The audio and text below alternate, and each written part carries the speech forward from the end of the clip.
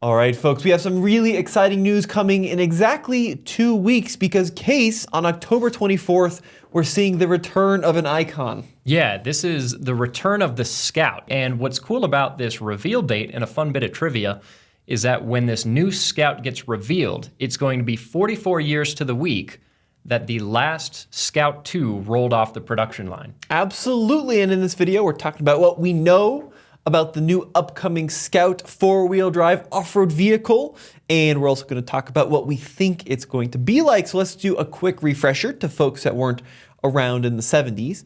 The Scout is a four-wheel drive SUV and small pickup truck manufactured by International starting in 1961 and lasting through the late 1970s. Yeah, and they have a huge cult following for people who don't know as much about vehicles. A lot of times they get confused for Broncos, but these actually came first, didn't they? Yeah, they predated Broncos, and in my opinion, I think Ford maybe heavily borrowed on the Scout design. The reason the International Harvester Scout was so revolutionary is it took the basis of the Willys Jeep, which saw, of course, battle in World War II and then came home and was really popular among farmers, and then refined it to make it a more road-going SUV. So like the International Scout 80 had doors and it had some real weather protection. Yeah. Unlike most Willys of the era, that was pretty much a big deal when Ted Ornis first penned that vehicle in the early 1960s. That went on to the Scout 80 and then the 800, and then the International Harvester Scout 2, which competed against vehicles like Case mentioned, the Ford Bronco, the Chevrolet Blazer, also the CJ line of Jeep vehicles. And then that vehicle died right around 1980, and International kept going producing trucks and buses and that kind of thing. Yeah, and actually you've got quite a bit of experience with these Internationals because you guys used to own a Scout, didn't you? Yeah, I personally owned one, a really early Scout, and I think they're super cool.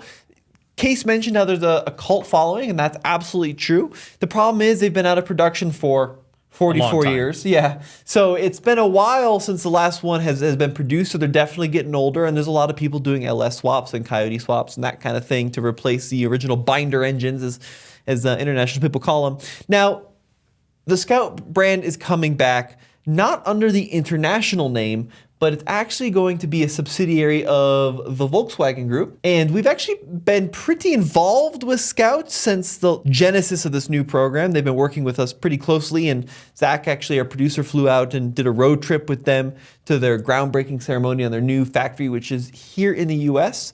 In South Carolina. And, we've heard some rumblings and we've seen the company grow, and we've seen, some new PR folks enter the scene that we've worked with in the past. So this is a real deal, right? This is not some little skunkworks thing that they're dreaming up. Yeah, exactly. With the backing of Volkswagen, there are quite a lot of resources that can go into developing this. And what's interesting is that as involved as we've been so far with the little events that they've done just to celebrate that this is happening and their groundbreaking ceremony and everything, there's very little information out there actually about the vehicle. So a lot of times when manufacturers are coming out with a new vehicle, they will tease a bunch of different aspects of it, and then you end up with kind of a pretty good idea of what the vehicle is going to end up like. But they've been very tight-lipped about what this new Scout is going to turn into. So there's really not a lot of information out there. And we've seen some sketches, right? So they've released some very preliminary ideas of what it's going to look like. And from what we've seen in those sketches, it's a very retro-themed vehicle, which in my opinion is right on brand for what it should be, right? With the popularity of like the return of the Ford Bronco.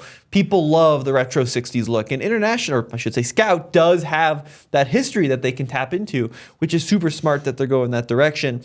We're still a couple of years away from these actually making it into people's hands. So production right around 2026, right? So I'm going to say at least 2 years away until the first Scouts actually roll off of the serial production line. However, we do know a couple things about this brand, and probably the most controversial aspect is that this brand is going to be a fully electric brand. Exactly. And obviously the old Scout that has that cult following is known for being very simple, very agricultural. Obviously a combustion powertrain, solid axles, and manual transmissions, and those were some of the things that I think endeared people to the old school Scouts. So the new one is going to be electric. But what I'm excited for, as far as this being an electric vehicle coming from the Volkswagen Group, is seeing what Volkswagen did with the ID Buzz, which is a very cool retro design and something where they were 100% willing to sacrifice some amount of practicality for having a vehicle that is cool to look at, an interesting design. It pushes a lot of air. It does, yes. So it's not going to be... The range is not fantastic, but they did that to have a really cool design on that vehicle. So I think there's a lot of potential that they'll do the same thing here. And from our understanding, from talking to some of the engineers involved, right, is they're not simply taking like an MBB platform, like an ID4, and putting a new lid on the top. My understanding is that this is actually a ground-up platform, which is immensely expensive. We're talking billions of dollars to develop a ground-up platform. Not related to Porsche, not related to MEB. And I also, as far as I understand, this is also not related to Rivian. And the reason I bring in Rivian is because Volkswagen recently partnered with Rivian for software competencies, essentially, right? And I think that's a great idea from Volkswagen. I think it's a great idea from Rivian's standpoint. Rivian can learn from Volkswagen's manufacturing prowess. Volkswagen can learn how to make really good software. But I don't believe that this is simply going to be a rebranded Rivian R1S or R1T. I think that partnership doesn't extend to shared platforms as far as I know, and some could correct me if I'm wrong. But as I understand it, this Scout is going to be a ground-up concept. Now, my slight concern about this is when this project was announced a little while back, right? It was kind of when there was a huge amount of excitement around EVs, right? You couldn't get them; they were selling like crazy, and now a lot of that excitement has waned. I've been kind of seeing in the general people's perception that there's a lot more interest around plug-in hybrids, around normal hybrids, around, of course, still internal combustion powered vehicles. So I'm kind of thinking maybe it would have been smarter to offer this vehicle with the EV and combustion options. And look, we're still so early on in the project that maybe that will be a pivot that it's not international, that Scout can make to make that happen. So what do you think about that case? Would you be more interested in a new Scout if it was gasoline or if it was electric?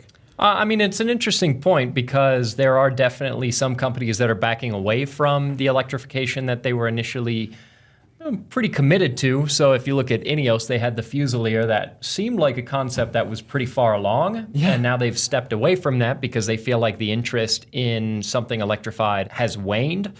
But at the same time, I think if the Scout brand could come up with something, again, like you were saying, probably a different platform than the Rivians, but if it could have capability like the Rivians, but a more retro kind of body on top, then I still think there would be a market for that.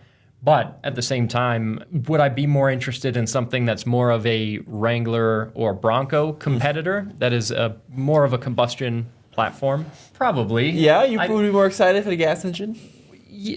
Yeah, probably, because I think there could be some more competition in that space than mostly just those two, especially because I think EVs are starting to get a lot better off-road, especially as they start to update them. So like initially we had a Hummer EV, and the Hummer EV struggled a little bit with its software off-road, but then they did a refresh on them, changed some of that software, and changed things enough that it actually became a much more capable off-roader, wouldn't you say? Yeah. I mean, the criticism that a lot of EVs get is you can't plug into a tree, right? Which is valid.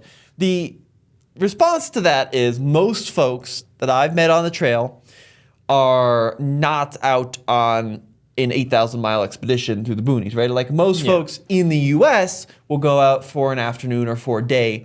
And when you're out crawling, we find that like a Hummer EV or a Cybertruck or whatever has enough range to really kind of cut the biscuit for what you need. Because spending 45 miles out on a trail is a long day, right? And that really doesn't use a lot of battery if you're just crawling. So I'm not so worried about that. I am worried about the price aspect.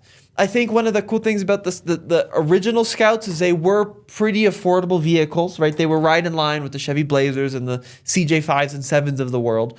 And then they had like the larger Travelers and those kind of things. But I thought that the Scout was a kind of a cool vehicle because it was very everyman. My challenges here, like the Cybertruck and the Rivians and the Hummers of the world, are, at the minimum $70,000 all the way up to like a loaded Hummer is going to be well into the six figures. So I'd kind of be more excited about this if it was potentially like 45,000 or 50,000. I think realistically, this is going to be 80,000. I just think there's no way around that anymore. Probably. With what we've seen this brand kind of leaning towards. But I could be wrong, you know. I'm hoping that they really dive into that off-road space, right? That they don't shy away. And historically, German-focused brands have really struggled with off-road oriented vehicles. Obviously, the G-Wagon's an exception. Yeah. Volkswagen, those never, apart from maybe some weird military stuff in the 80s, they've never really had a big history of off-roading. Like they've had the Syncro Estes. And you had your Touareg. Touareg was cool, yeah, but they don't really have that huge history. Although they did have like Baja bugs and that kind of thing. But not to the same extent that like a Jeep does or a Bronco does, right? Or a Blazer did.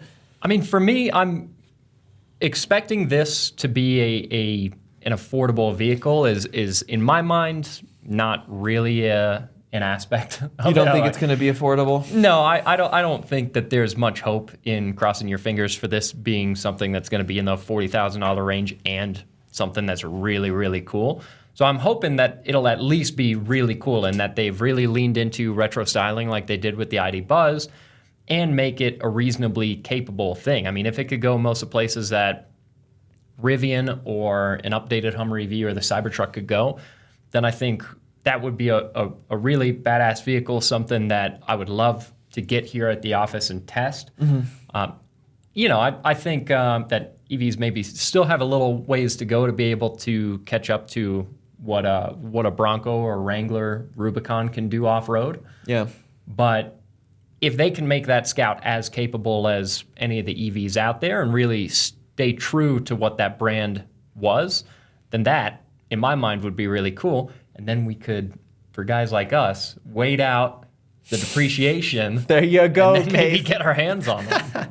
I think my big wish list for what we understand is a fully EV Scout. Pricing starting under 80. I think that's probably pretty realistic. Yeah. I would love to see a mechanical locking diff like what we find in the Cybertruck and the Hummer. Not software lockers. Yep. That they just work better than mechanical lockers and the quad motor setup in the Rivian. I think that's less effective. I would love it. This is a real big stretch, but removable roof panels. You know, probably not removable doors. I think that's a stretch, but having the ability to like kind of pull out panels, I think would be a really cool like thing. even the Hummer EV. Yep, 300 miles of range. I think that's kind of a minimum on this. And then I also would love to see at the launch in a couple of weeks. I'm flying out there very shortly. I'd love to see a truck and an SUV version. I think that they would be smart to go that route. I think it would be smart, but at the same time, if simplifying the lineup means that they can do more with it at launch, then I would prefer that because obviously they already have to invest quite a lot of money. I'm just hoping that they don't play it safe because Good point. Yeah. When Jeep came out with their first EV, was that what you were hoping? No, the Wagoneer S I think was not what we were hoping. Although the Recon does look interesting, which is the new electric Jeep off-roader, and that I think is going to target this Scout directly. So I've got my hopes high for this based on what they've been talking to us. I love that it's going to be USA made. I think that's huge. And we're going to have the full coverage coming in 2 weeks. So we're going to know just around the corner what this thing's going to be like. So be sure to stay tuned to alltfl.com for more info on that. Yeah, potentially a lot of excitement around this vehicle. All right, folks, thank you so much for watching. This has been Tommy. In case. We'll see you next time. Thanks, guys.